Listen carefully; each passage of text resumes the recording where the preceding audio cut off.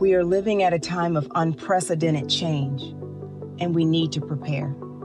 We are undergoing major changes to our world's climate and environment while taking a larger evolutionary step as a planet into the universe of life around us. The landscape of the world is changing as a result of centuries of misuse and overuse by humanity.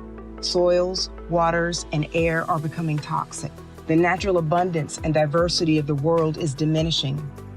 Even if we restrain this abuse, we have set in motion forces of change in our climate that have the power to alter and potentially destroy much of our human civilization. For example, our land ice could melt to the point that we can expect a sea level rise of over 100 feet within the next century and a half. No one can fully discern the complexity of these disruptions, but we can already see how climate will affect food production, political and economic stability, and energy availability. And these conditions will foster pandemics and trigger mass migrations and wars of desperation. Our networks of trade and exploitation fuel the relentless destruction of our planet and keep us anchored to privileges that will soon vanish. Many people believe that technology will solve all problems and even hope for this to be associated with the ET presence seen in our skies.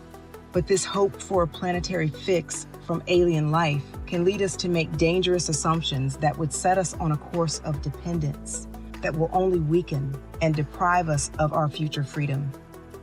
God has set in motion the geological forces that have shaped the physical universe, but what is happening to our planet is the consequence of humanity's destructive impacts upon the world, impacts that will continue.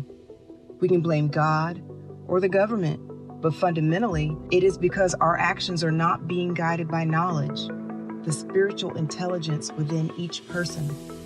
Ultimately, it is the power of the individual responding to what they most deeply know is right that will make the difference. It is not enough to cease pollution. We have to cool the planet. We can do it through a massive redistribution and preservation of resources and a great utilization of all of humanity's science and competence to replant the forest, restore the soils, cleanse the air and the rivers, and protect the diversity that is remaining in the world. Can we unite and cooperate to find the many solutions that we need to limit population growth and consumption? Can we tap into our innate creativity and return our land to a natural state? Can we live simply so that the wealth of the world can be spent on these solutions? There will have to be 1,000 things to be done to restore your balance with nature and to prevent calamity in the future for the human family. But the foundation of all of this must be the deeper intelligence within you. The crisis of the world is your calling, and it is your response to this calling that will make all the difference.